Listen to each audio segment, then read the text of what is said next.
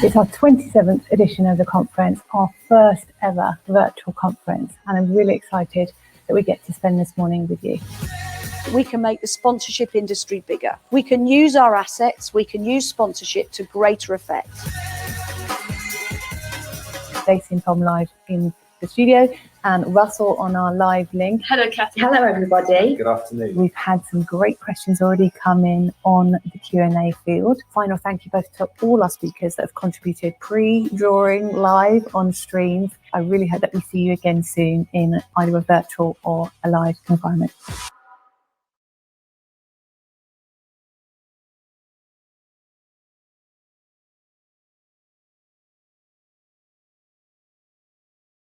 Connections, and actually it's a tinge of unhappiness that I say it's our last day together, and we've covered some ground across the last week, but this is session 12 of 12, and I'm delighted to say we are finishing up on one of the most topical themes that has endured across the week, and that's wellbeing.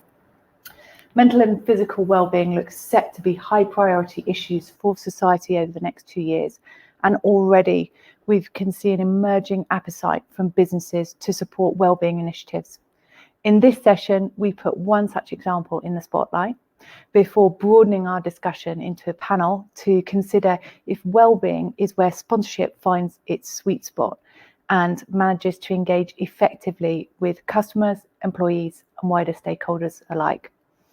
Kicking off proceedings and in the spotlight first, we're looking at Dixon's Car Phones and their Race to the Stones employee engagement programme, and that has a central focus around wellbeing. This partnership will set the tone for our subsequent discussions today, and it gives us great insight and an overview of what a strategic and well-structured wellbeing initiative looks like. But before handing the mic over to Nick and Kessa to take us through that, let me first introduce them and give you the context of their careers to date. Nick Turpin is CEO of Threshold Sports, and he has overseen the growth in that organisation to its strongest ever point in 2019, the challenges to over 30 people across 10 countries. Built around the mantra, more is in you, the organisation has been at the forefront of employee engagement over the last 10 years and works with sponsors that include Heineken, Deloitte, Adidas and Dulux, partnering on award-winning events like Ride Across Britain, Race to the Stones and London Revolution. He's joined for this presentation segment by Kessa Trau, Group Head of Sustainability and ESG at Dixon's Car Phone. Kessa's early communications career included a stint at TfL where she worked with 2 mayors, so I'm sure she had a handful there, and got her first taste of employee engagement. She moved to Carphone Warehouse in 2008, where she has transformed internal communications, embedded a positive employee culture and championed sustainability when others weren't, going back to 2011, and has helped in the root of all that to raise millions of pounds for causes through an integrated approach to CSR and employee wellbeing. It's fantastic to have both of them here with us, joined on the live Think Sponsorship stage. I shall hand over to them now to share details of that amazing partnership. Thank you, Kat. Very nice introduction, and great to be here chatting about wellbeing. It's something I know we've spent the last 8 years trying to unpick and make the most of. So, yeah, as you said today, we'll talk you through the Race to the Stones case study and try and give you a perspective from both our side as the rights holder, but also from Kes and Dixon's and what they've managed to get out of it. Before we go into the case study, though, wanted to just set a bit of context around wellbeing more broadly and our perspective of it. As you said, kind of Threshold been working in this space for quite a long time. Very quickly, you realise that wellbeing is an enormously broad subject. So it is applicable to absolutely everyone on the planet, but it's very, very specific to individuals. So you kind of look at a slide like this, you've got 4 different people, different backgrounds and very, very different priorities about what wellbeing means for them. So, you know, you can be covering everything from youth obesity and activity. You could be talking to people who are elite athletes, talking about their well-being, and increasingly in the corporate world as well. The focus on employee well-being has become greater and greater and greater. So we're going to be focusing around the partnership which we've built with Kes at Dixon's, which is focused on employees.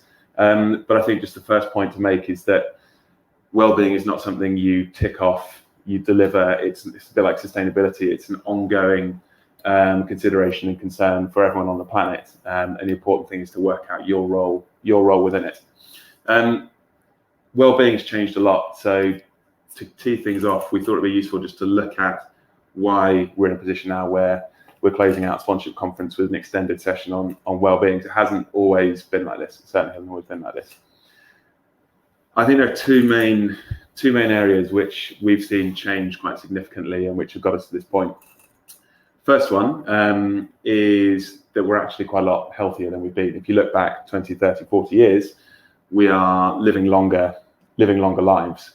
And that tilts the whole perspective of how we've been set up to deal with well-being and health within the country. So historically, there'd be a transaction between almost the government, NHS, your GP. If you're ill, you go to them, your taxes fund getting better.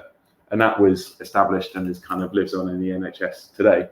But actually over time, as we live longer, the costs of all of that well-being, healthcare is too great to actually sustain. So successive governments have looked to put some of that back onto the private sector and employers, which makes sense. You spend so much of your time actually at work.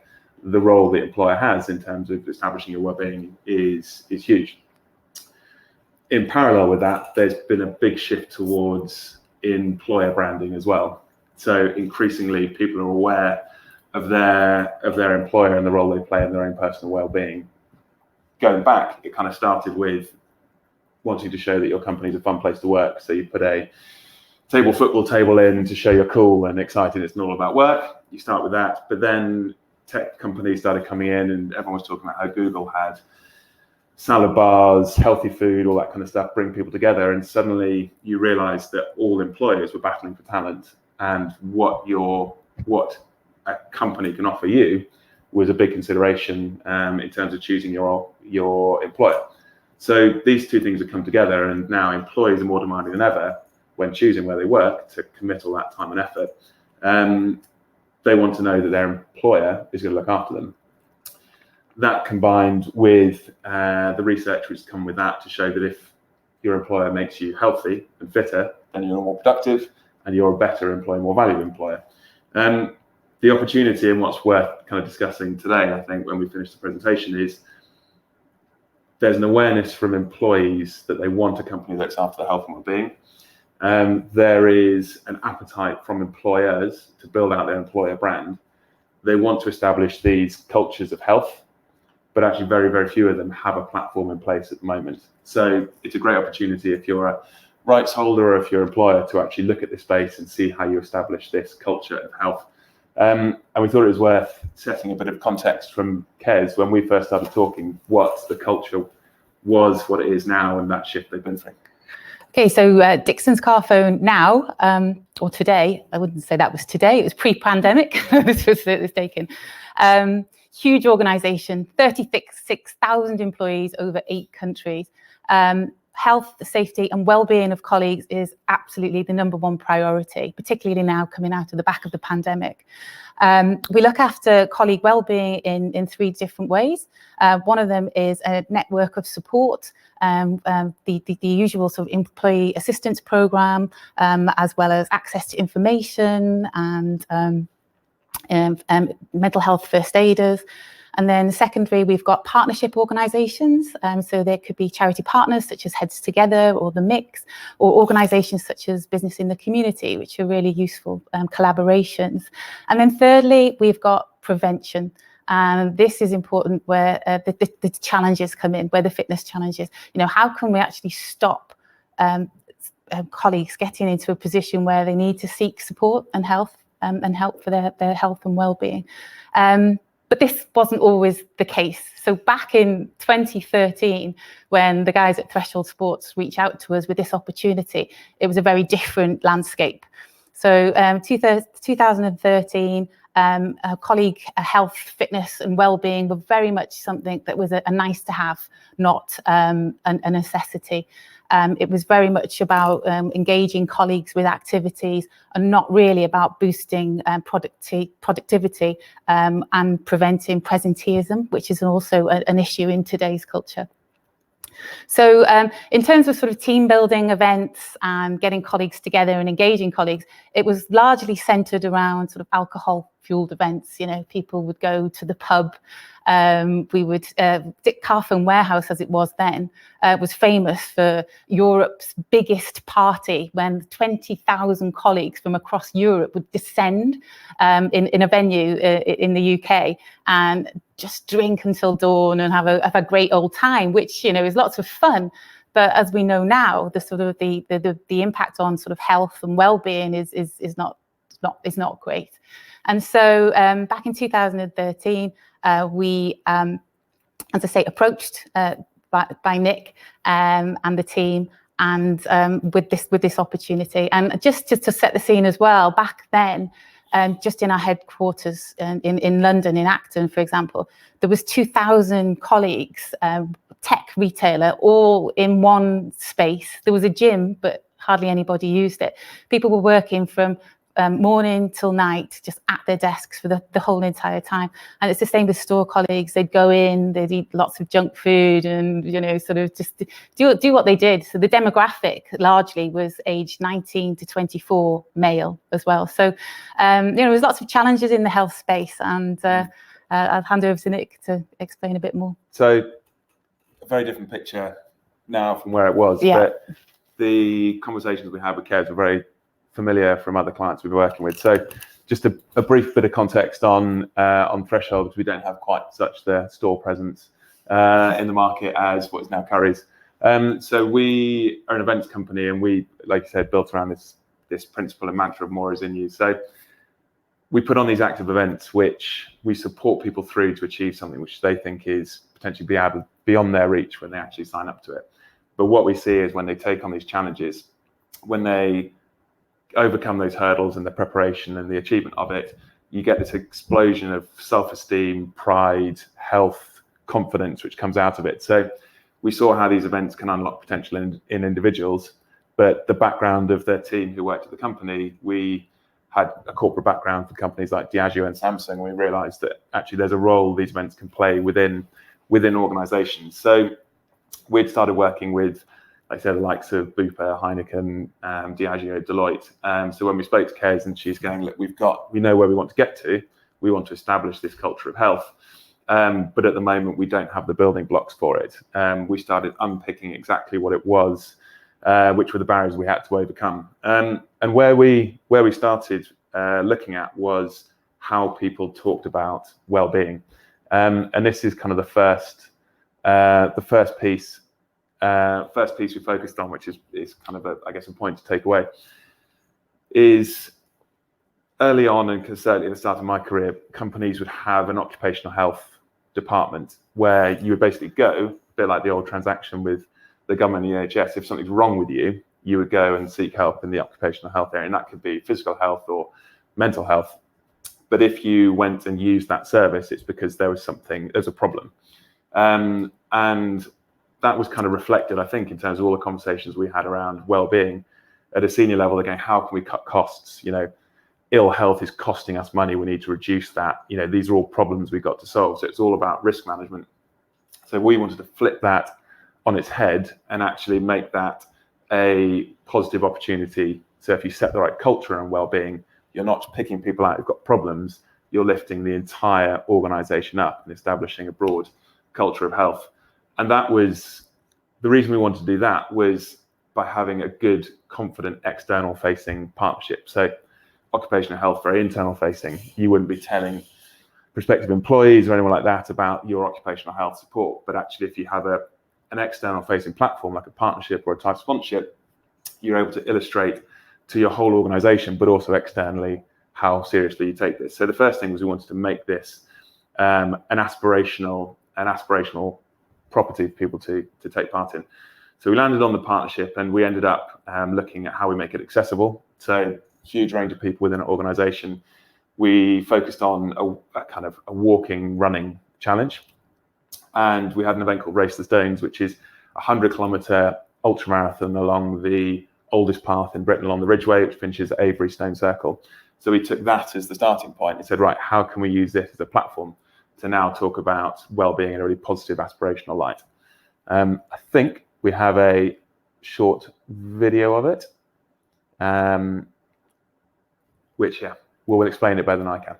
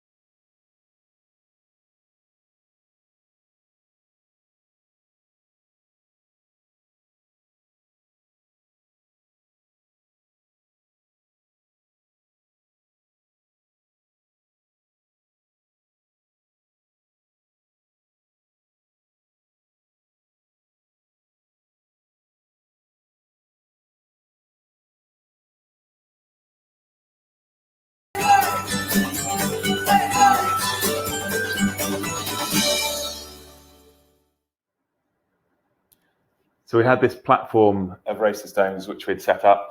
But as with all these things, the activation of the partnership is a really fundamental part. So one of the particular areas Kez wanted to focus on was around mental health. And so we looked at what other partnerships she could bring in and evolve on that platform. So Kez is going to talk about Heads Together and the role they played in mental health. Yeah, so I was very fortunate to work with the Heads Together charity, which was established by the Royal Foundation, William, Harry and Kate. And they did the first mental health marathon. And it was a London marathon, and it was a big event. Dixon's Carphone were a founding partner of Heads Together. And through this opportunity, I got to take part in the marathon and be a part of the whole sort of mental health journey. I got to speak to loads of ambassadors involved in Heads Together. And actually, from taking part in the marathon and speaking to all of these people, I knew how good Race to the Stones was, this event, in comparison with the marathon. So everybody involved with the mental health marathon was saying, oh, it's brilliant, the exercise, the training, the experience, it's fantastic. Whereas I knew that actually the difference with Race to the Stones was the fact that, you know, you were out in the green space rather than running on roads. The fact that it was over 2 days and it was over 100 kilometers, that you got to talk to people along the route. The fact that there was a support network there. And also with the Heads Together, once the marathon had finished, all of the people taking part, they were like, well, what's the next challenge? Where do we go from here? So that's when we introduced all of the Heads Together guys and the charities involved to Race to the Stones. And then they got involved and could start to see the benefits for themselves. But personally, taking part in Race to the Stones myself, I've had the opportunity to walk with people and the things that they tell you about themselves and their circumstances. I've walked with a delivery driver, for example, who'd just gone through a divorce. He was in his 50s. He just decided to sign up for this event, and he was just walking and telling me all of the challenges. And this was one of the things about the Heads Together, was about talking and opening up. And that's when I really, really started to see the real valuable benefits from this type of event. So you've got your health, your fitness, your well-being, but the real psychological improvements that we could make to people's lives. Yeah. And it was, like I said, those examples you've got year after year, communities coming in with, you'd have senior stakeholders taking part, walking along with graduates, and you are doing this very simple shared goal, like you are just walking, some cases running, but majority of people just walking and covering this distance, and it triggers those open conversations. There's something really disarming about the process of it. And I call it a leveler as well, because you can go in there as a senior executive, or you can go in there from our Swindon store or wherever.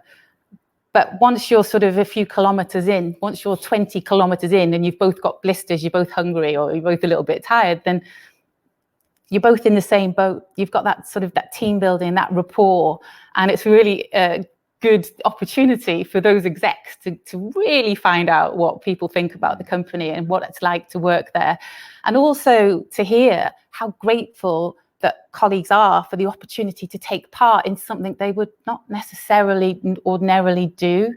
It's not that cheap to enter if you're a public participant, but by having that opportunity to actually come and be a part of something and actually have that sense of achievement. And I think that's key when it comes to the mental health and well-being aspect. It's actually feeling that self-worth, that actually, you know, you can do it. If you can complete a 100-kilometer challenge, you can do anything in life or in the workplace, you know, or anywhere. And I think that they're the real sort of rich pieces that come out of this amazing work. And it is the examples of people from the employees who took part, but also we had various influencers and ambassadors and things like that, is you're talking about mental health within the organization, but you're not, that whole point about aspiration, you're not going, okay, if you've got a mental health problem, we've got things we can help you with. You've got people who might struggle with depression who are then going on and walking 100 kilometers non-stop. So you're highlighting the ability of an engaged, kind of well-fit, healthy workforce. And that, I just think, was a really important thing, because it's a positive response to people's challenges. And we did it with people like the British Paralympic Association and Deloitte on the ride across Britain. It's illustrating the potential of people, not drawing attention potentially some of the challenges they face, which is, you know, we've seen by sending them to occupational health. yeah. So this making it aspirational was a really important piece. However, you know, we are aware an ultramarathon and a kind of perception of accessibility are not necessarily two words that go together. So the second bit is around ways to make any program accessible. 100 kilometers on foot is a long way, kind of any way you look at it. I'd challenge. I have been mentally dividing it, Nick, as you've been speaking. It's when you get in your car and you drive and you watch 62 miles on the clock and then think of doing that non-stop. But if you walked into a pub with the type of people who take on the event, there's no way I think you would be able to say this is a group of ultramarathon runners. What I think we love as an organisation is the range and diversity of people who do it. You know, it's a good gender split from 50 to 50. You've got people, graduates, 18-year-olds doing this, right the way to people in their 80s. If it was after the event, it would be slightly different, because they would be hobbling around, comparing blisters, kind of wearing the medals and potentially asleep in their bowl of chips.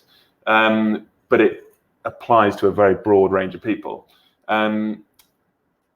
The challenge we had is partly the nature of live events. You know, we're in a kind of COVID era at the moment, where I would argue we've realised the value of these events, but equally an event which physically brings people together has limitations when you've got a company of 36,000 people. The picture here is of the first year, where Kez had done an amazing job of making sure it wasn't targeted to kind of corporate athletes. I think, you know, again, personal view of what we see in the companies, if you have a senior exec leading from the front who's an uber elite triathlete or athlete, and they're going, fantastic, we're going to do this event, everyone else goes, okay, so it's clearly not for me, it's more for that kind of person. So Kez recruited an amazing selection of people. In particular, these two people on either side, the guys on the left turned up with bottles of vodka in their rucksacks, dressed as Super Mario and Luigi. The natural accompaniment to a 100k walk, I agree. Yeah. It is technically a lactate blocker, but I'm not sure that was their main reason for bringing it along. And then these guys on the right as well had turned up as Roman centurions, appropriate because it was used by the Romans, but I'm not sure that's exactly why they had the outfits on. But Kez done an amazing job at encouraging all these different people to come along, and they did make it through. And by the end of it, they'd gone through something which is unexpected. I think pit stop 1, the vodka was deposited in exchange for various other more nutritious things. But year 1 was about getting a breadth of people, and that gave us the foundation to then create a load of content to make that well-being program accessible beyond the live event itself. So there are a couple of things we did, but really it was around creating content and telling stories, and then looking at how digital could extend the reach of that program. So the Average to Awesome program was, I think it's one of the ideas that Kez came up with, having got to know her team. But I don't know if you want to do a bit on some of the guys on that. Yeah, so Average to Awesome came about. So the challenge was, okay, so we've just done this headline sponsorship of something called Race to the Stones. You know, what the heck's that? I couldn't even comprehend what that was. You know, it was quite an interesting piece. And so when we were engaging colleagues to take part, I confess, I did say, you know, halfway there's a festival atmosphere. Yeah, you can do it in fancy dress. Atmosphere. Exactly. Yeah, it's completely accessible. All you need is a pair of trainers or walking shoes.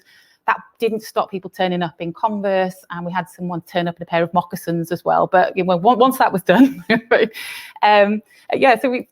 but part of this sort of ongoing engagement, we thought, how can we sort of bring this to life? How can we sort of reach colleagues? So we introduced something called Average to Awesome, and we took 12 people. We recruited 12 people basically from across the organisation, and in return for being a part of this programme, we gave them a personal trainer in the lead up to the event, and we got them fitted out for some like special trainers and everything to make them feel good. So in the lead up to the event, it was a 12-week period. The personal trainer worked with them to get in shape, to take part, and we videoed their story. We put updates on the intranet and everything to sort of map their journey. And the first year, 12 guys or 12 people involved lost 12 stone between them, right? Which was absolutely like crazy, a phenomenal amount. And but we'd also seen other benefits as well. Like one of the guys, he reversed a type 2 diabetes. One lady wanted to get fit into a wedding dress, and so she was able to do that after the course of the programme. One guy, he said he was out of breath talking to his kids, engaging with his kids. After the programme, he was able to do this. But the differences in the people were incredible. There was one guy that was quite large. He lost so much weight. People were coming up to me and saying, "Is he okay? Is he all right? Is he okay?" But it was a great advert for health and well-being. And many of these people, and so we did Average to Awesome, and then we continued it over the years as well. So we've had loads of employees go through this. And through this programme, I've built friendships for life from these people. You know, it's made such a huge difference. I saw one guy the other day, and he told me he's gone on to do marathons all over the world. You know, he's done it literally. And, they've all kept their T-shirts, kept their medals. They've all been so proud of the achievements and what they've been able to do throughout this programme. So, and then it's got other people involved, and that was one way that we could sort of, as I say, draw in the numbers. So that storytelling piece and handpicking people from across the business, I think worked really well, because again, you're communicating the wellbeing support, and this is one part of what KES was offering. And then this was pre-pandemic, but again, reaching out to an organisation with employees across Europe and Nordics down to Greece, looking at simple extensions of digital platforms which allow people to take part in that if they can't actually take part in the event. So another 1,200 people from all their different markets in a really cost-effective way of extending it. We understood the strength of that central event participation, but the accessibility, it's got to go to a broader audience. So, I think that second point is understanding your asset. What are its limitations? What are its strengths? And then building the activation plan around it. So the third thing we just wanted to talk about was, as much as we're here talking about wellbeing, it's a priority. Lots of people are kind of a lot more aware of it than it was before. Kind of around a boardroom table, it's not yet, and I don't think it ever will be top of the list in terms of what the focus is. And kind of, if I was going to summarise conversations we've had with decision makers and budget holders, is there are certain areas of the business they will see as directly revenue and profit driving, client engagement, brand building, even that, you speak to a marketer, they'll see that as being challenged at times. And then a load of the softer stuff, or is kind of discretionary elements around fundraising, employee engagement, health and wellbeing, development, those things, which is often where these properties sit, is easy to cut because it doesn't directly attribute to the bottom line. So right from the start with KES, we were going, okay, if this is going to be a long-term wellbeing platform, we've got to look beyond just getting people fit and healthy. There's challenges around measurement of sponsorship anyway. There's challenges around measurement of well-being. So we had to just look at how this could integrate into the whole of the company. So the starting point was to try and effectively create something without additional spend. So we looked at the wider responsibility that KES had within the business and looked at the CSR element and if there was anything we could do there.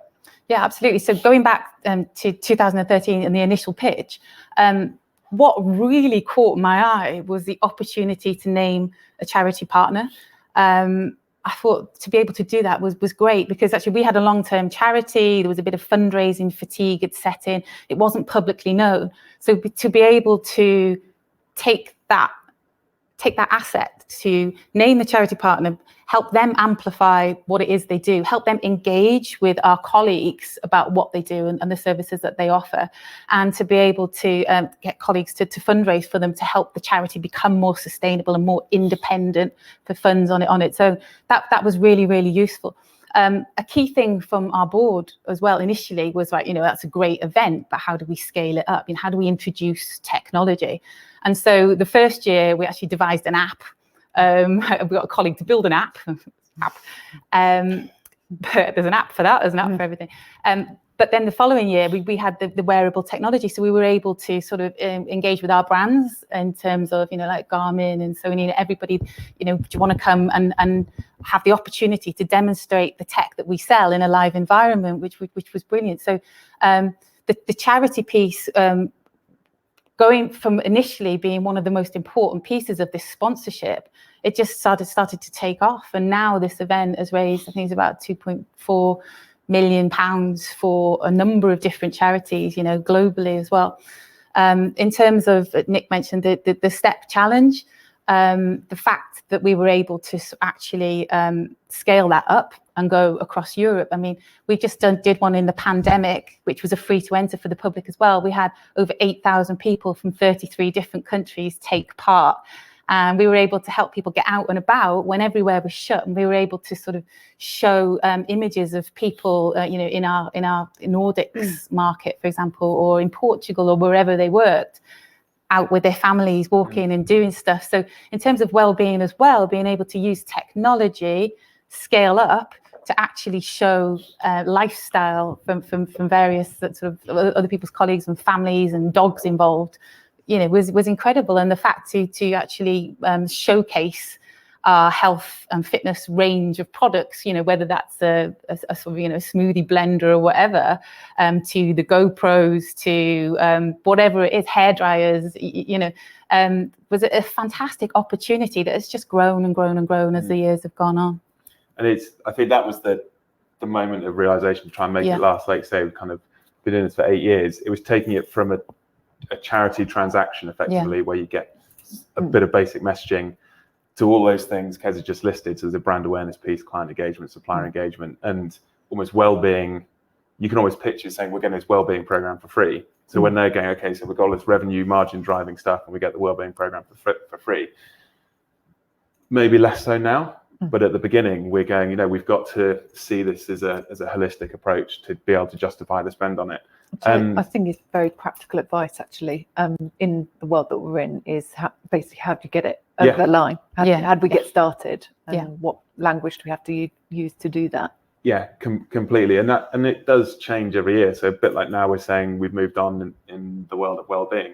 We've had to innovate every year depending on what those objectives are. And that could be change in leadership, change of stakeholders, change of strategy. But if your platform is flexible enough and you've got a kind of good close relationship to be able to understand those objectives, you can tweak that. So those examples Kez has just talked about, we wouldn't have been able to map out, here's our 8-year activation plan, where year 3 we're going to be doing a mental health program with Heads Together, year 6 is going to be supplier focused, year 8 we're forecasting a pandemic, so we'll go big on the digital activation. But none of that was in place. It was just, okay, what's worked well, how do we improve it?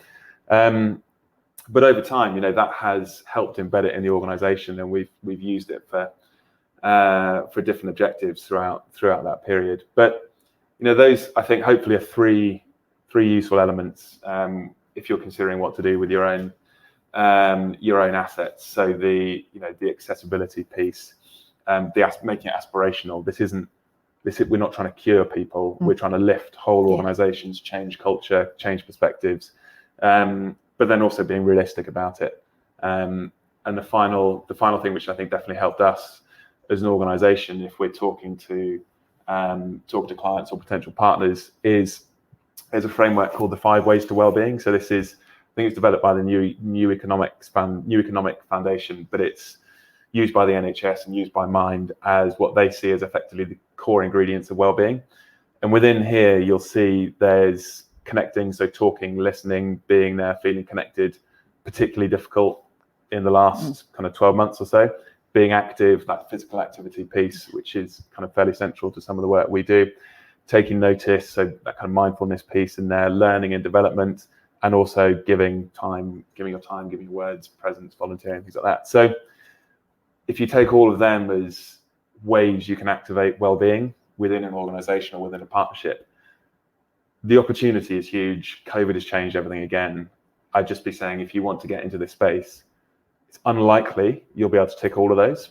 But if you can find 2 or 3 areas where you can really credibly go that our property, our asset really fits with the objectives of what that organization is trying to do, you've got a good chance of getting something which lands and sticks. And it might be over time you start in one area around a simple activity program, but you realize the connection piece then becomes really, really strong around employee engagement.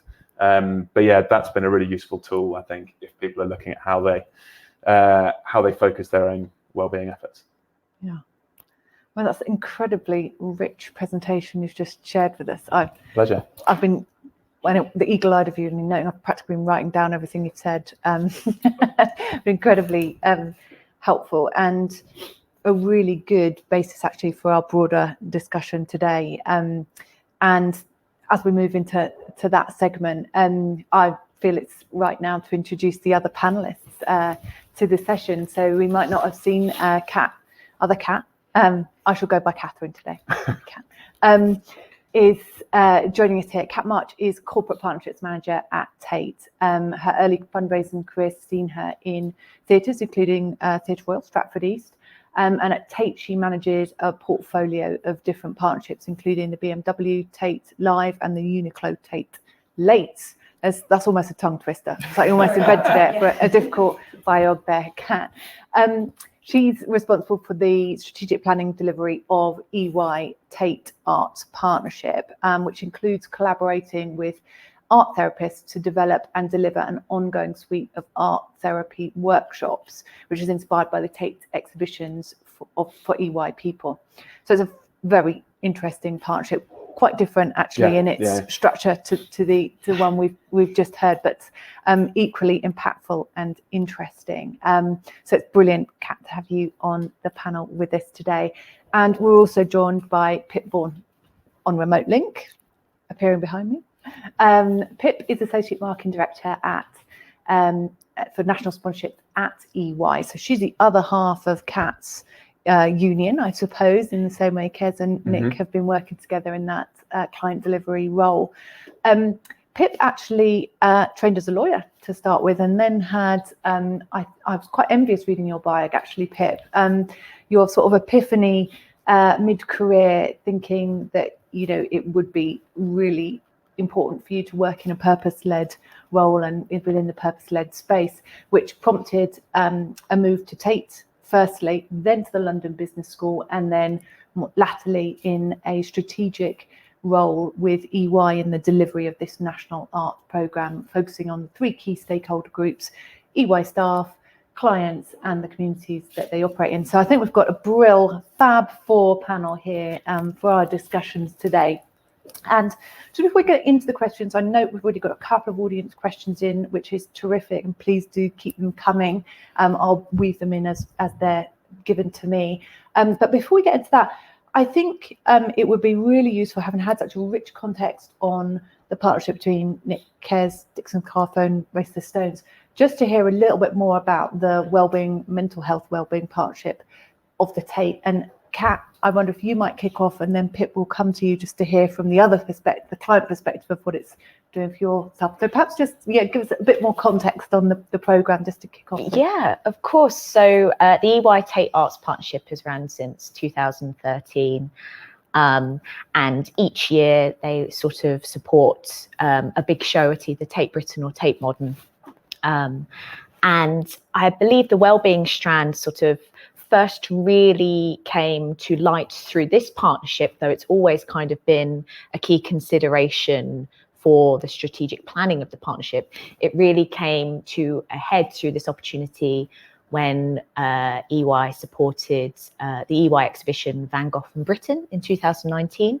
So that was at Tate Britain, and through conversations that EY and Tate had with our curatorial teams, one of the major focuses of that show, one of the major sort of kind of guiding principles was to relook at this artist that we know so well, and to kind of challenge this misconception of the tortured artist. You know, Van Gogh was pretty well known for having his own mental health struggles, but what damage can that do by kind of considering that great art comes from tortured geniuses? And EY was sort of bold and brave enough to kind of really bring that out in their activations and their supports. Pip can talk a little bit more about the kind of webinars and things that we ran, but the major part that Tate sort of played was working with professional art therapists to develop a suite of wellbeing workshops.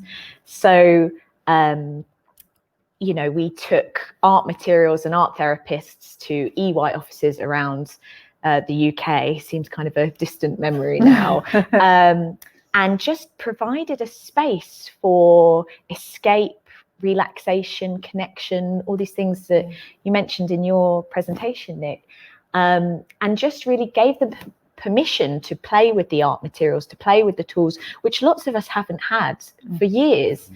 Actually, I was thinking as I was watching your presentation, you know, sport and art at school are both these things that if you're not good at them can be hard to access. So actually the permission to play and to take part was wonderful. So yes, we ran a number of them. And then each year since, we've kind of used Tate's program to activate another suite of workshops. So Andy Warhol at Tate Modern last year, EY ran a number of workshops for that.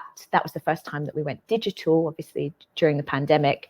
And then earlier this year, we ran some workshops responding to Sheila Berman. She did the beautiful Tate Britain Winter Commission with all the neon lights outside of Tate Britain. And that suite of workshops, we ran one on the 18th of January, which is Blue Monday. So little moments like that for EY's people, but also this January is the first time that EY kind of took their wellbeing offer to their clients as well. So we ran the Sheila Berman workshop for a client family day digital. So yes, now we're kind of looking to the EY exhibition, The Making of Rodin, which launched on Monday at Tate Modern. And yes, finally. And I think we're going to have a lot of fun looking at the pleasure that comes with exploring a new medium there. So clay, you know, what does touch mean to us now after this year of restriction, and how can we play a little bit with that whilst also really centering well-being as an outcome. But Pip, I think, can speak to a lot more about the what it meant for EY's people and where those sort of beginnings were. Yes, yeah, well, perfect. I think Kat's given you the question there, Pip. So it's lovely to have you here. I don't think we can quite hear you at the moment. I am here. Can you hear me? I'm definitely here. Hello? Hello? Hello? Whilst we just get Pip hearing us, Kat, just something you just touched on there. I guess it's a pretty enviable position that you find yourself in, having such a continuous roster of new exhibitions, artists, inventory basically to fuel these kind of programs. Is that a sort of happy coincidence, or for Tate, you've always thought we have a well-being, that we have potential for well-being here, and you know, this continuous evolution of exhibition is going to fuel it really effectively? I think well-being emerges as a strand from the curatorial side of things. I am not a curator, so I couldn't speak for those experts in the organisation. But one thing that Tate really prides itself on is sort of challenging a sort of Eurocentric art historical canon. So things like the tortured genius, which can do damage, you know, that emerges through there. I think it's more about having the boldness to embrace, you know, underrepresented artists, artists early career or art practice that isn't so platformed in the wider world. And a partnership like ours with EY is, you know, having EY who are kind of bold enough, brave enough to let us advise them. They really let us kind of, you know, give them material that they can bounce off of, and then out of them together comes, okay, well that sounds interesting, and that's a really rich strand that we can draw out together. So I don't know if it's sort of deliberately trying to hammer home well-being, because if you do, it won't be an authentic or actually a beneficial outcome. I think it's sort of comes much more organically in that way, really.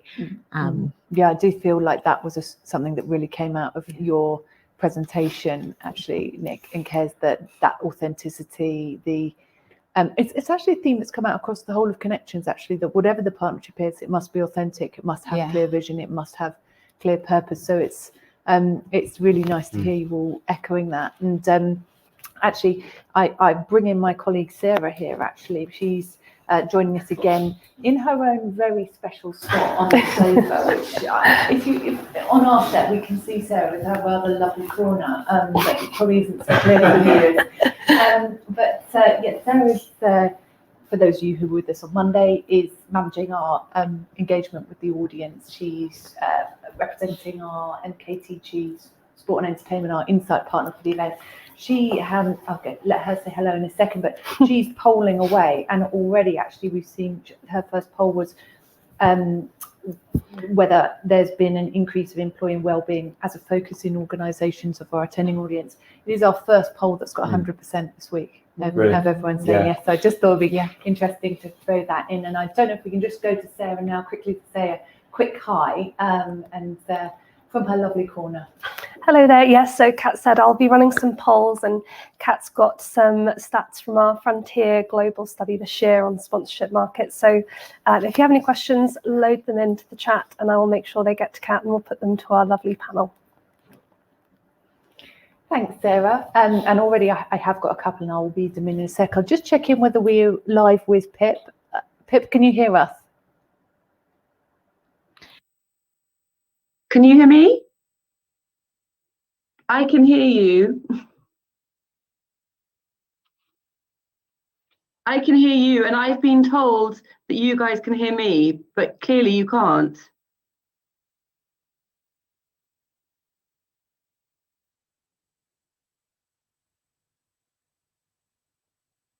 Hello? No, I think it looks like we are still struggling. Premature celebration. With Pip. Yeah, very, very well said. Okay, well let's maybe try carrying our conversation on, and I'll keep my eye out for when we know that it's possible to get a two-way exchange with Pip. So, Kez, I'll direct the next question actually to you then. As you know, the Dixon's Coven business. You know, going right back to the start, how did you get Wellbeing off the ground with the business? Was it always something that's, I mean, you mentioned you're a people business. Has it always been a sort of underlying theme that everyone wanted to explore, or has this been, as we say politely now, a journey to execute? It's definitely been a journey. And I think the Wellbeing, as you say, it was an organic process. It's something that actually really surprised me, the strength and the quality and the engagement from Wellbeing. But initially, it really was about sort of supporting our charity partner, as I mentioned earlier. But also, I found myself in a position where I was getting loads and loads of colleagues getting in touch because they were doing a parachute jump, or they were doing a 5K, or they were doing this, that, and the other. And it was just so many things. They weren't real challenges, you know. So by sort of getting together with Race to the Stones and the Threshold team, we were able to tick just a multiple. So Wellbeing was just one of many things.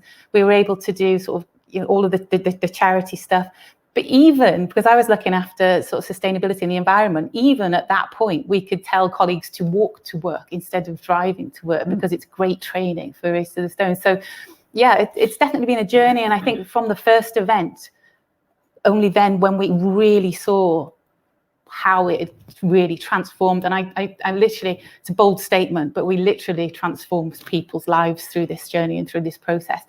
And the difference between, say, doing a 5K where you just do it and then you lose your fitness, or actually training for a number of months for something, you know, you've got the sort of the well-being over a period of time. So we were able to engage colleagues over that period of time as well. So there were so many things. Well-being was just something that we just saw and we thought, oh my God, that's incredible to see. And that's when we built that out, really. I think also that since we started working together as well, it's gone from it's about 5 ways to well-being. Being active is one part of that. And I think when we first started doing events at Threshold, it's very much like physical health is the important thing. There's a huge movement around the Heads Together campaign and awareness and kind of doing your best to chip away at the stigma around mental health. And now it's become more nuanced again. So, you know, the examples of what you're talking about, there's a huge range of ways you can interact with people and discuss well-being. And I think a platform you can talk about compellingly throughout the year is a lot better than going, here's the announcement, here's our wellbeing support program. See you next year with the latest update. It's a reason to talk about it right the way through the year. Yeah, over a long period. And another thing that we did as an organisation is entered the Britain's Healthiest Workplace. And so we entered, I think first time was 2016. In 2017, which was the same year as the mental health introduction of Heads Together, we won Most Improved Organisation as well. So you could see the results. You could see the results in the exit surveys that Threshold were doing, but also in a wider sort of employee survey that people could see what was happening amongst other people. Can I just say as well, I, as a painter, an amateur painter as well, I cannot tell you that the well-being benefits of painting, and I've been doing that throughout the pandemic. You know, it's such a great tool, and to hear how you're using that and helping people with well-being, I think it's amazing. And I think it's interesting when you're talking about the tortured artists. Actually, for them, it was probably a meditative process. So however tortured they may have been, they found their outlet through art. So yeah, I think it's fantastic. Yeah, and it's one of those things that I guess, like moving your body, it's one of those things that anyone can do, but there are barriers that we've built up societally. Maybe, you know, I'm thinking about PE, or I'm thinking about art, and you don't necessarily have to be good at it to enjoy it. And there's something so transformative and that transports you when you get caught into art making.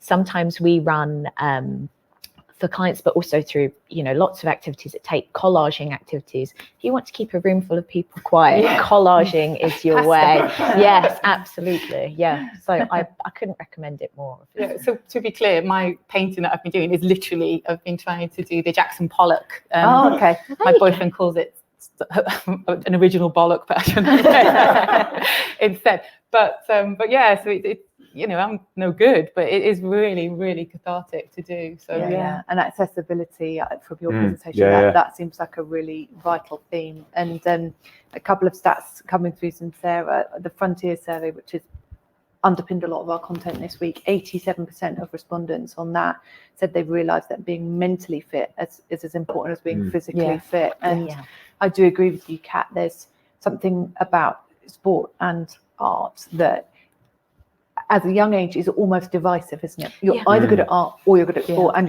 if you're not good at them, there is not encouragement to just do them per se. So I think that is very interesting. There's kind of 3 pockets. I feel listening to you talking, and it's brilliant to be in the hands of experts. There's 3 kind of areas I'd really be keen for us to just spend a bit of time talking about. I'd like first maybe to pick up on advocacy. It came in your presentation, your 12 advocates cares, but I'd love to find out a bit more, Kat, and if we can get Pip in on terms of whether that was a similar theme in the sort of mental wellbeing program, the importance of having kind of peers that were supporting the program and, you know, almost leading from the front on it.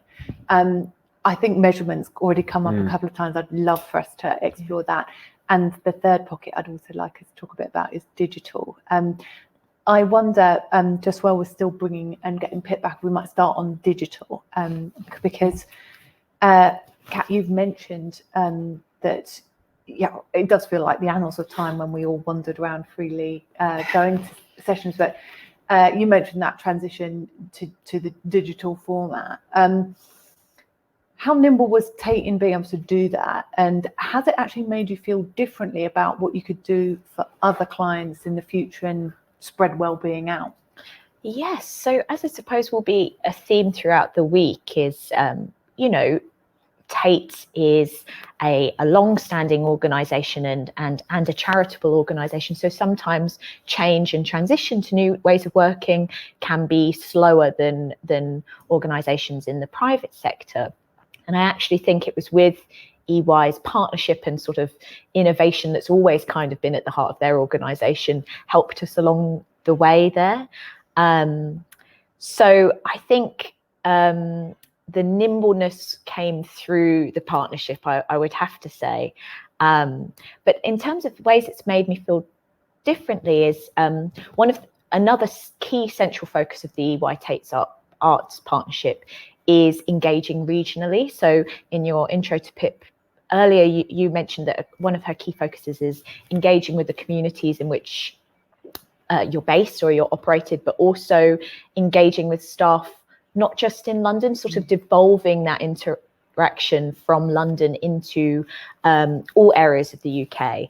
And previously, when we were in person, it would be me and some art therapists and a bag full of materials travelling to these locations in Birmingham, Newcastle, Edinburgh. Now, we sit in our homes and we've got sort of live links to art therapists with, changing cameras, and we're engaging hundreds of people at a time.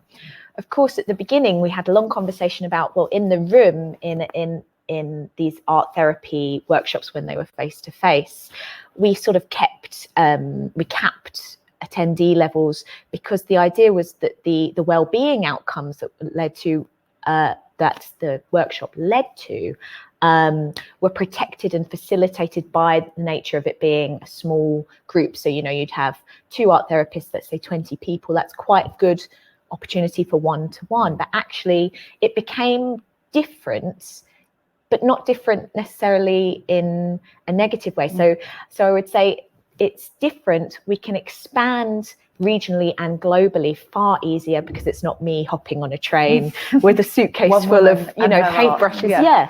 But also what was lovely is we are all at home with families, flatmates, partners, pets, and actually we had to expand the universal appeal of the workshops. Previously it was adults at work on their lunch break.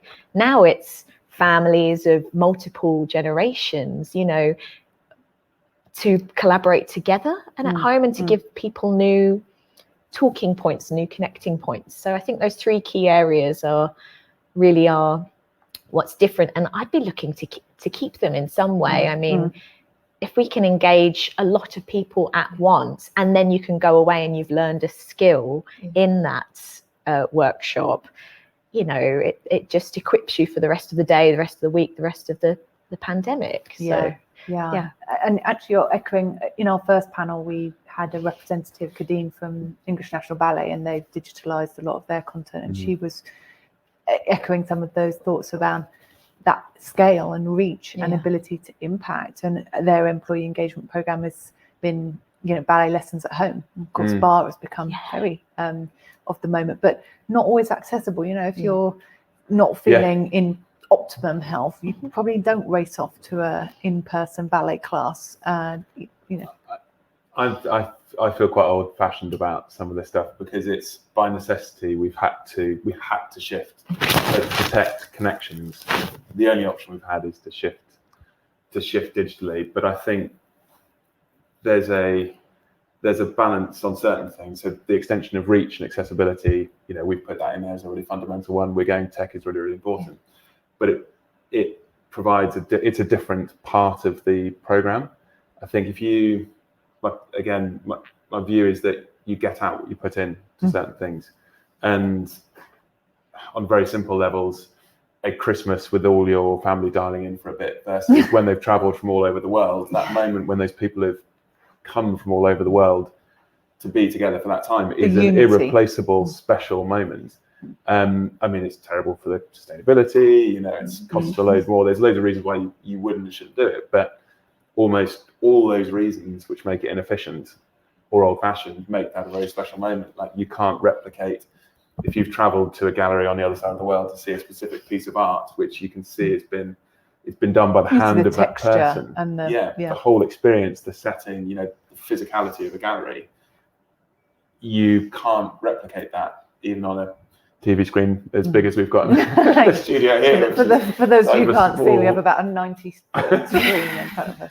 So there are certain things I think you can't replicate. So again, it's what are the things which are very special about the physical nature of things, and then what can you enhance and improve. But yeah, I think that the role of digital is there. Yeah. It gives an extension of reach, it gives efficiency, and from working practices, if we talk about employee engagement, well-being, it saves a huge amount of cost.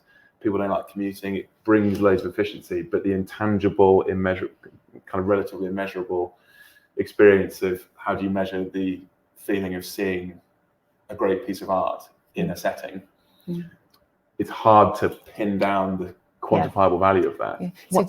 To add to that as well, I think one of the great things that works about Race to the Stones is nature, and we know that nature is a really good way to combat feelings of mental health, and so I think the digital is great and it's brilliant, and I work for a tech company and it's fantastic, but at the same time, I think for this past year we've all experienced quite an almost overdose of digital. So a good blend of the two is a really good mix there. I think. Yeah, hybrid is definitely a theme that has come throughout the week. Possibly it'll be changed to hybridity if you're American in no time at all. And I'm pleased to say, slightly cautious, but pleased to say I understand we are able to go to Pip now, and have her join the discussion. And Pip, you've been incredibly patient, and I don't want to put too much pressure on you. I feel like we've been building towards your contribution, but no, in all seriousness,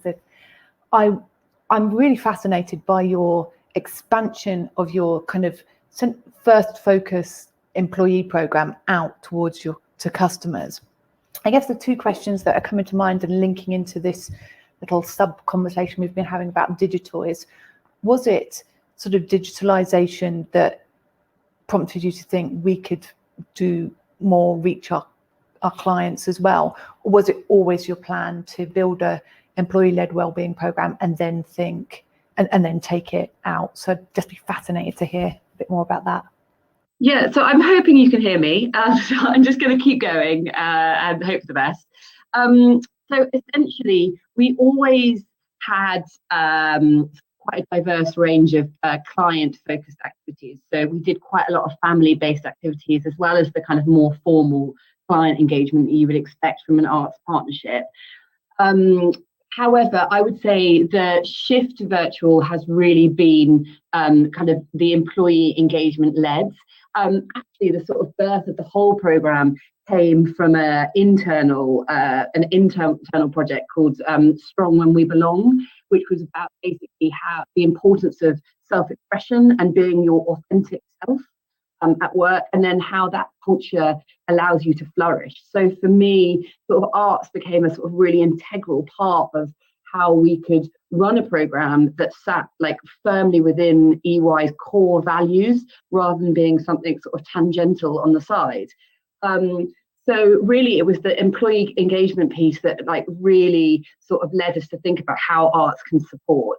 And we were, from the very sort of inception of that, already running a hybrid model. So we had quite a lot of digital virtual activities. We created an internal sort of Instagram wall where people were posting, their thoughts, feelings, responses to kind of questions that we were posing, and they were generally sort of triggered by a sort of artistic response, so poetry, that kind of thing.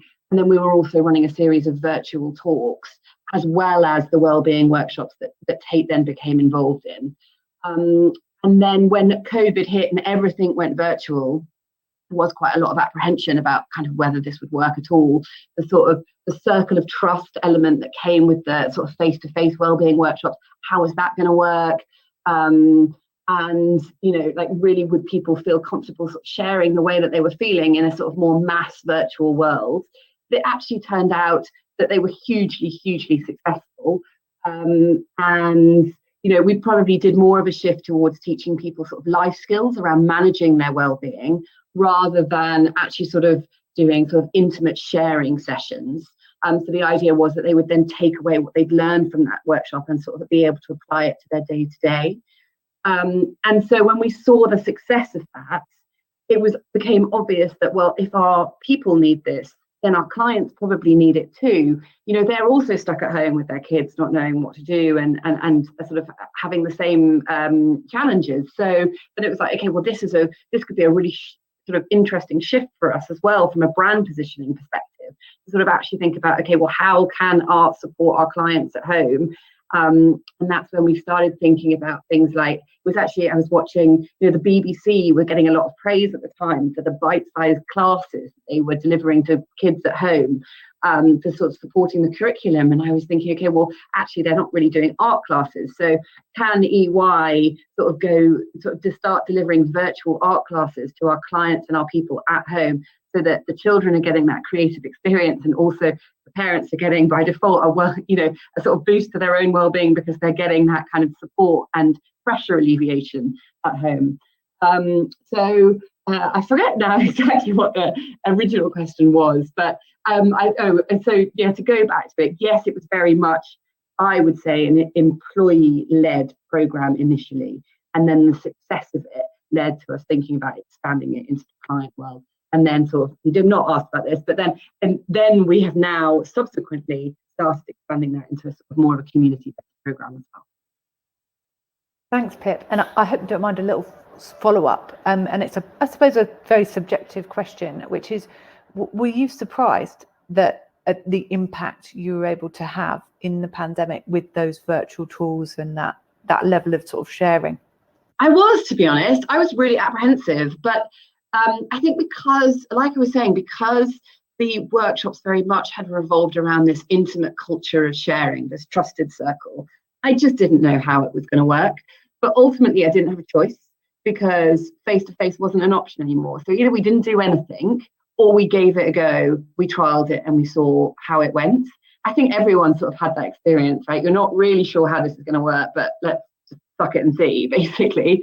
And it was really successful. And, in a way, it was, a great sort of trial to be able to do that internally with employees, initially a smaller group, and then sort of expanded, rather than sort of going straight out with a client kind of offering. But yeah, we've been really successful. And if I'm honest, really surprised. Yeah. In fact, so surprised. It's been sort of so successful that we actually ran a really senior level evening event very recently, which normally we would sort of take ourselves quite seriously about and be quite highbrow. But actually, we ended that virtual festival with a series of clay modelling and art drawing classes that derived from what we'd learned from the Wellbeing workshop. So we had, very senior people within very big businesses doing clay modelling. Now, I would never in a million years thought that would be where we were, but that's now where we are. These last 16 months, a year and a bit of incredible change. And it's a really good point you make about what necessity has done in terms of galvanizing change, both in this wellbeing space, but also more broadly. Pip, I don't know if you heard, we're sort of touching into 2 or 3 themes at the moment. We've just been thinking about digital and digital assets. One of the other areas we've had a couple of questions come in on, and was obviously on the radar anyway, which you lightly alluded to, is measurement. And Nick mentioned it, and the challenges of measurement in this space and knowing what the effect of what you're doing is. As we've got you on the line, not that I'm underconfident about tech, but I think we'll stick with you if it's okay. One of the questions that I had was, how are you measuring the impact of this program? And Kez and I had a quick convo before we started, and I'll come to you in a sec, Kez, just to get your, you would mention to me about, convincing people with case studies, but It would be fascinating, I think, Pip, just to hear a bit more about how it's being measured at your end, and how you're tracking the impact. Yeah, I mean, I think that this is a really difficult question, because it is a really hard one, and there is a sort of a bit of me that goes to people and go, you have to trust this works, because actually measurement, I haven't found a perfect answer for yet. I think one of the things that we kind of look at, so for example, with our sort of Instagram board where we invite people to contribute their thoughts and feelings, the quality of that contribution is quite easily sort of measured. And I mean quality in terms of like how sort of open people are being. So we've had people talk about domestic violence, we've had people talk about alcoholism, physical health, mental health. So, I mean, I think if your leadership team can look at something like that and see that the sort of depth of openness that people are expressing, and then the response, the community response that they're getting from within EY, kind of supporting those people, then the proof is like very, very visually there to see. I think with the workshops, what I think one of the quite interesting things for me is to see how many sort of repeat customers we get. So I think you can probably maybe think you're not having a great impact if people are only sort of turning up to one and then maybe going away and never doing it again. But if you have people coming back time and time again, then they're quite clearly like getting something from it. And I think that you can then sort of demonstrate that this is actually playing an important role in their lives.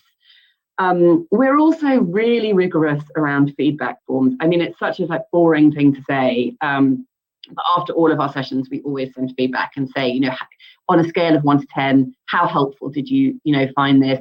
Will you be taking this learning through to the future? Is there anything else that we should be doing that we're not? And then sort of that ability to kind of gather feedback from our participants has then really sort of helped us shape going forward and have the confidence to know that people are enjoying what we're doing, because they would tell us if they didn't think it was good. Thanks, Pip. And I feel you're a woman after my own heart, because the poor Think delegates have already completed 11 feedback forms, one on every session. So I think I don't think it's boring. I think it's useful. Now, Kez, you were nodding along during that segment, and obviously, not obviously, one of the conversations Kez and I have had offline is the challenge she has battled on her own, really, to retain and build this program year on year. And certainly your numbers indicate that you are getting repeat participants, I suppose. But I don't know, what are the battles you've had to face around measurement? What is it you're measuring? How are you getting that buy-in year on year from the business? Okay, so the first year, to get the funding initially to do this, so to actually tell your CEO, who's a trustee of the charity, that I've got an idea, instead of handing over this cash to the charity, as we were, why don't we take this headline sponsorship and we'll raise the funds instead, So getting him to agree to that, he did say I was crazy at first, but he agreed.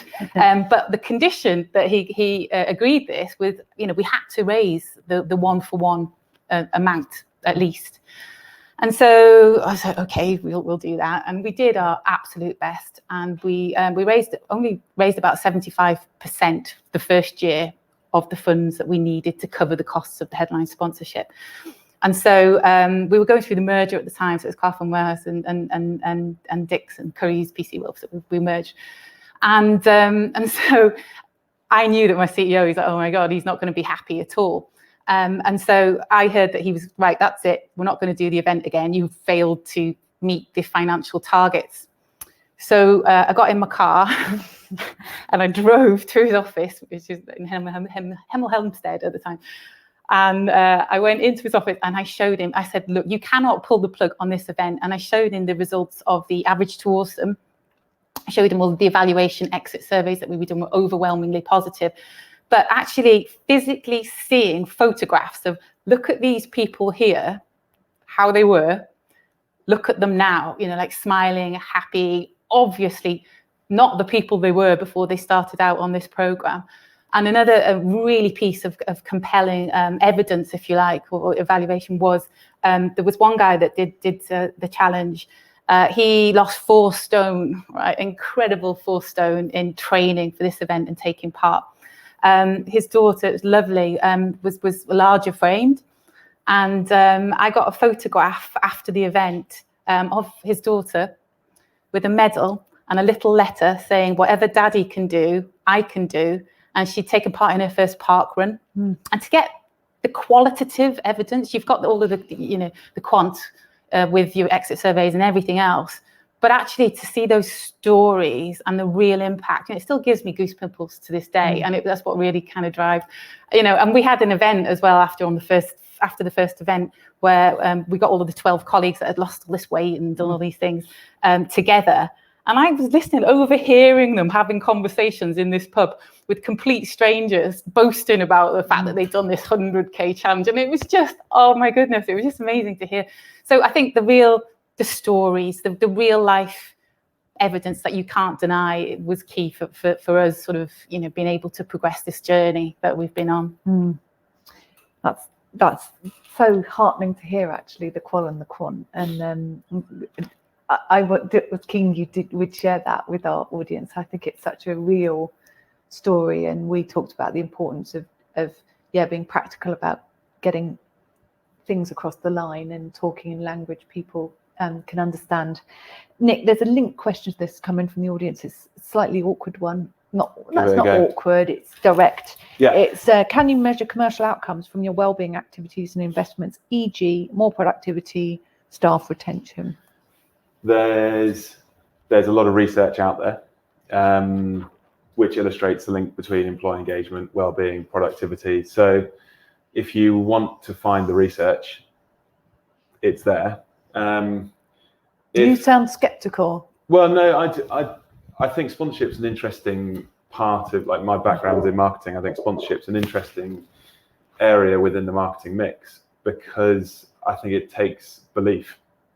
So you take, art and sports, I think, are really good examples. If you take someone who's had, who thinks they're terrible at art, and they associate their previous kind of up until that point in their life, they've had bad associations with art. I think it's hard to convince someone of the real strengths of art as a way of building self-esteem, confidence, all that kind of stuff, because they've got these really entrenched views of what that represents. In the same way you talk about sport, for lots of people, sport is competitive. You might, I got picked last, I'm bad at that. They just have a view of being bad at it. It's one of the reasons we chose walking, because not many people go, I really suck at walking. So it's like we try to get something which is we try to get something which is really accessible. But I think that if I'm sounding skeptical, it's because I think you can put a ton of robust quantitative data in front of someone, but if they have a really deep-rooted view about a certain sector or partnership, I think it's hard to convince them of the value of that. And you can look at that in different ways. What we do is one way you can establish a wellbeing program. So even if they're bought into wellbeing, they might then try and find a platform which actually fits their own personal experiences. So if we are going in and pitching a partnership to someone, I think if you get right down to the point where they are drilling into every single piece of data to ask for 100% guaranteed ROI, you're going to struggle to get that over the line, and actually probably struggle to get the most out of it, because you've got to have that faith in a platform to really embrace it, to be willing to experiment with stuff like clay modeling with a load of CEOs. I completely buy that as a way of engaging people, because if they've been sent to my 15th wine tasting kit and my 17th whiskey tasting kit, you're trying to recreate a very social and kind of direct interaction they're used to having established in their daily life. That is totally different. It's a break from what they've had. But you need someone to go with you on that leap of faith. So hard to prove from a purely quantitative basis. But I think if you've witnessed it firsthand and seen the impact of it, it's really hard to argue against it. Yeah, that's a good point, Nick. Did you have a build, Kat, on that? I did. I was just reflecting on, I think data is always useful, and we have to demonstrate value, and that's where data kind of unemotionally can do that. But I was just reflecting on the fact that, you know, at Tate we don't use the word sponsorship. We have corporate partnerships, and a large chunk of our corporate partnerships are multi-year, because actually it's not a flash in the pan sort of opportunity to say, oh, you've got this exhibition, we'd like to support it and have our name there. Actually, no, although supporting exhibitions is part of the package we offer, we enter corporate partnerships, which are two organizations which have shared purpose, and we sort of have values aligned, values led strategic shaping of it. And of course I am very aware that this is the Think Sponsorship conference, but we think a bit more about sort of having shared beliefs. That sounds very touchy-feely, and I realise I'm the person representing the arts corner on the panel, so I don't want to come across as too touchy-feely. But yeah, it does come from just sort of core shared purpose. And I think danger can come when you rely on the kind of the nitty-gritty of numbers too much. Not to say that it isn't there, as we alluded to, that there is data to show that arts and space to experiment and to be yourself does contribute to good well-being. This in the same way that going outdoors, moving your body does. But yes, I think you've got to believe in allowing that space for your people creates a good ecosystem, a good culture. Well, I think you're right, Kat. It's echoed by our audience today 100%. So they're going to spend more time on their own well-being in the future, and it's set to stay. So I think you're not being, it doesn't seem touchy-feely what you've just said to me. And actually, I say that, I mean, right across the week, I mean, we've heard from Muller, Vodafone, a huge range of different businesses, Aldi, Co-op, mission, values, brands, being true, authenticity, of all come out, whether that's been in music, sport, art, charity, the full roster. So I think it is very changing times. And just to sort of finish up on that measurement point, Nick, I think you mentioned in your presentation, it is a hard sector to measure in well-being, but I can't remember what the number is exactly there. I think only 16 or 17% on the Frontier survey said they felt very confident in being able to measure effectively, and that's right across the sponsorship sector.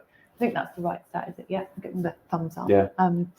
So it's clearly an enduring problem, right? Not problem, it's an enduring challenge, right, across the sector. And one of the things we've reflected on this week is longevity. That, you know, if you're in a 5-year, 3-year partnership with someone, you've got to measure long and hard to see your outcomes, and those will evolve year on year. And as you say, you wouldn't have predicted a pandemic in the middle of that and thought, I'll just dovetail into digital here and then come back. So yes, it's sort of fascinating time. Now, keeping my eye on the time, I had hoped we might get into a bit more discussion around your advocacy, but we probably haven't got quite time to do that. But there is one question that or one sort of theme that's come up. It's come up as half a question, and we got it in our plan, which is you know, what trends you predict in this space going forward. Now, that's a hard thing to ask you given what's just happened in the last 16 months, I think. But we could give it a go in closing out our session. And Pip, I don't know if you're happy to come in first on that, what your kind of trend predictions are in this kind of wellbeing employee space for the next 12 to 24 months. Yeah, I mean, a lot of it has been sort of touched on throughout, but I suppose to sort of summarize some of the stuff that has been said, for us, you know, the success of virtual is now something that's not going to go away. It's been really exciting for us to be able to expand our program, which was rightly or wrongly perceived as being quite heavily weighted in London because of our flagship sponsors, like exhibition sponsorships that we do at Tate Modern and Tate Britain. But I think that there was a perception of, oh, that's something that happens in London, it doesn't really affect us. Now, virtual has completely sort of changed our abilities. Although we were running virtual before, it wasn't, people didn't, I think it's hard to get people to know about it and buy into it. But now, obviously, we've got so much more profile and we're doing it all the time. And the program of stuff that is virtual is bigger and better and all of those things. So that's not going to go away. And in fact, we've seen, I mean, we run our arts program through Arts Club, which we used to have 3,000 members of. Now we have 4,000 members of across UK and Ireland. So, you know, that's a 25% increase happened over the last year. So that, I mean, that to itself speaks to the importance that virtual has. So that's not going to go away. And I also think, you know, as we were talking about earlier, you know, the drive from employees to work for organisations that have well-being at the heart of their culture is only going to get more. I think as new generations are coming through the workforce, they are expecting more and more from their employer. So this isn't something that is going to go away. And we have a huge amount of resource that goes towards sort of employer brand. And so increasingly, we're sort of using the arts now to kind of leverage that piece. So yeah, I think in my mind, well-being is only ever going to become sort of more important as a trend. Brilliant. Thank you so much, Pip. And Nick, same question to you. It's going to get harder, Kat. I feel for you. Maybe up. I think there's going to be some really difficult conversations about hybrid working in the next 18 months. I think at the moment, no one's really settled in or tested it yet. And I think the headlines around well-being and connectivity, I think are absolutely spot on. We need to be focused on that.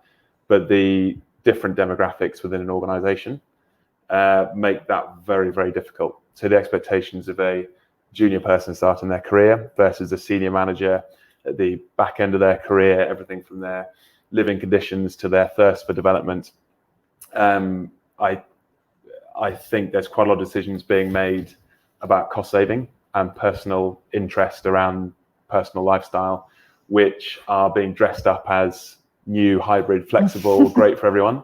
I think there's quite a lot of stuff being kind of planned or discussed, which personally I think is going to be looked back on as quite potentially quite selfish when you look at a holistic organization and what that means for a good culture. So I think my prediction would be well-being remains really central, but I think there are going to be some difficult conversations with differing stakeholders and different career development, career choices, which are going to be far harder than just how many days you spend in the office. I think that's a really, really complex topic, which no one's got their head around particularly effectively yet. So yeah, it'll be a case of test and learn, but I think you've got to be open to a few different options and then make a claim of what you as an organisation stand for. Yeah, that's really sage thinking, and it feels like we've been in the acute bit, and then there's some more unpicking and unraveling to do. So, Kez. Ooh, I agree with you, both of you there, and I think that definitely, new people entering organisations, they're not going to want to work anywhere that doesn't give them that flexibility to exercise and go to the gym. I've got a personal thing that I've wanted to challenge for many years now, and it's this: the whole sitting is the new smoking. I mean, that's been said for a long, long time now. But I think this past year, myself in particular, and I know loads of people, we've just sat. So we use our computers for leisure purposes. We use our computers to connect with families. We use our computers to work. You just sat at the computer for hours and hours and hours every day. And I see it as the modern equivalent of sending people up chimneys. You know, if you look at the research, it's kind of, it's true. Sitting all day, it literally compresses your spine, compresses your organs. It's really bad for you. I joke that we should wear DVT stockings sometimes.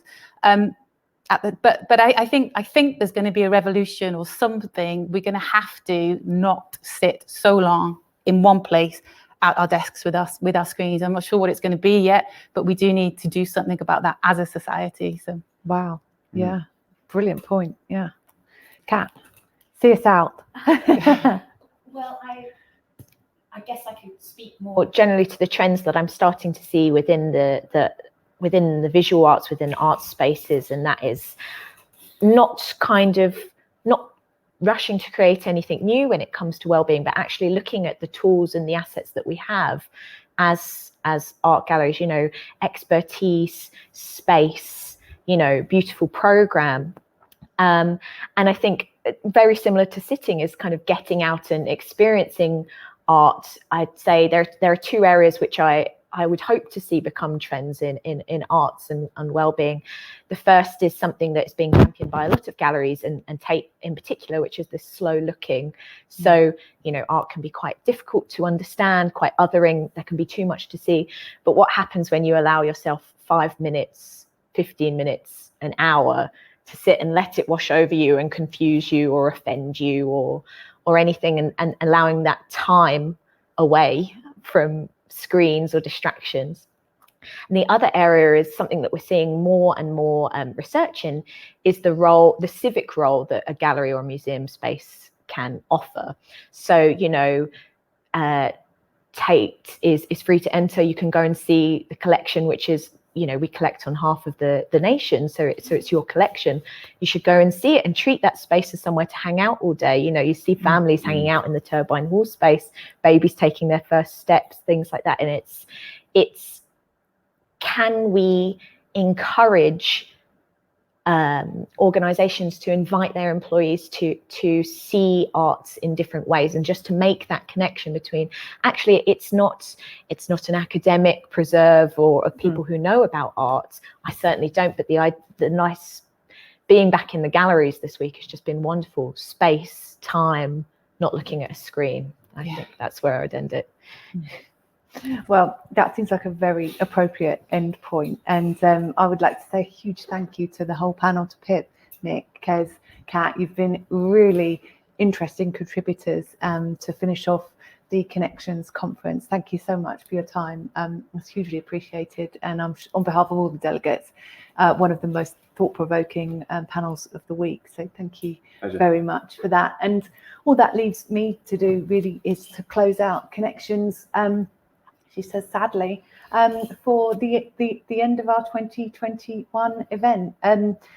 I'll keep this fairly brief because I'm conscious we've been online together for an hour and a half already today. But I guess to say, having listened to all the content across 12 sessions, 24 speakers, all sorts of different sectors represented, the themes that have endured for me have been around content, digital, hybrid, the importance of engaging relevantly, authentically, being yourself, and sharing vision and values, all cornerstones of the sponsorship and partnership work that we are seeing moving forwards.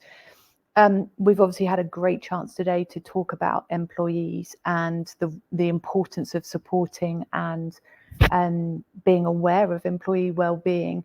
That's obviously been a topical focus for us here, but from Movember to Muller, Vodafone to the Co-op, it has come out in every single session, and that feels quite transformative in terms of how mainstream it's become in the last 16 months. And the third kind of big pillar for me is around purpose and sustainability, which is rooted now in everything. It was a statistic that came out of the Frontier survey that we've discussed earlier in the week, and it's been represented by every single speaker, that it is necessary to show purpose to your consumers, to be purposeful through the partnerships that we have.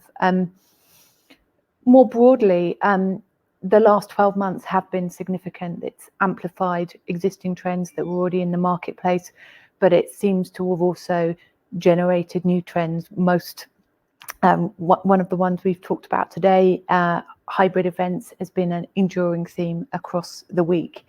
The significance of fit has been something else that's resonated in many, many sessions. Kat mentioned touchy-feely this morning, but I think it's actually, I'm pleased to say, something that's rooted in all good partnerships. And that was a quote actually from Michael Impong of Muller. I said to him, can you have good partnership without good fit? And he said, no, I just don't think you can create that meaningful connection without fit. And it does highlight the change in focus from brand awareness, value, and perception, and the use of IP in terms of helping to achieve that. Yesterday, we talked about women's initiatives and what they did, their popularity, whether it's equalising music, sport, culture, anything in between, and recognising, again, the purpose in that, the importance of diversity and inclusivity, of sponsorship reflecting societal trends. And that's been something else that seemed very robust and consistent across the week, and the conversations that we've had. And finally, we talked about the importance of flexibility. This has been a year of flexibility.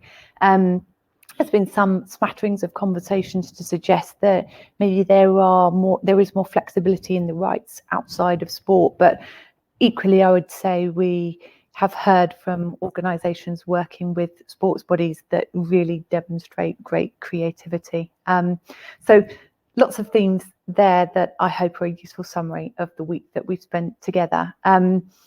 It's my fervent hope that you have enjoyed the sessions. I was very conscious of possibly being between a rock and a hard place in putting this conference together, in that it obviously wasn't possible to deliver something live, and I was really conscious that we might have a lot of fatigue around virtual content, but I've looked at the engagement levels and the wide variety of participants we've had joining across the week, and I've had some lovely feedback. So I hope we have put on sessions that have appealed. But I would say your feedback is still critical and important. We've done a sort of micro feedback after each session, and we'll do something much bigger that next week. And it's really important to our organisation to understand what's worked for you, and to know how we can adjust the content that we put out to you in the virtual space going forward to really deliver on what you're looking for. So please do feedback when that comes through. And my final comments, I guess, would be a lot of thank yous. Thank you to all our contributors. It's been an alien environment for many to be broadcasting to nobody. You know, we're very familiar with conferencing in the live space and all the benefits of that live interaction that you get. And every single contributor has made a huge effort to cope with the conditions that we're in and make the best of them and adjust their narrative and their content to suit the time frame we've got and the platform that we're delivering on. It's also been fabulous to have your input as participants, to have seen your involvement in the polls and the questioning and all the contributions you've made, and it's a huge thank you from us all for that. And also to our partners, their support's consistently enjoyed, and particularly shout out to both MKTG, SNE, who have been incredible support on the engagement and the polling and the Frontier survey and that rich data they've provided across the week. And Somersault have really enabled us to elevate our content to the level that we were hoping to push it out at. And there have been some hairy moments across the week, I'm sure they won't mind me saying, but we've tackled each day as it's come, and I would say across the 12 sessions had very few blips. So it's a huge thank you to them for their patience and their support of and encouragement to think big and be ambitious. So look forward to seeing you all again soon, either virtually or in the live space. We are keeping one eye on hopefully a networking event in November. It's possibly too soon to be talking about the next big Think sponsorship, although we do have our eye, of course, on our regular slot in May and hope to be back live, but possibly with a virtual element in May 22. So thanks very much for joining us for Connections, and enjoy the weekend. Hope you all have some time to be free, a bit more free, out and about, and I'll see you again soon.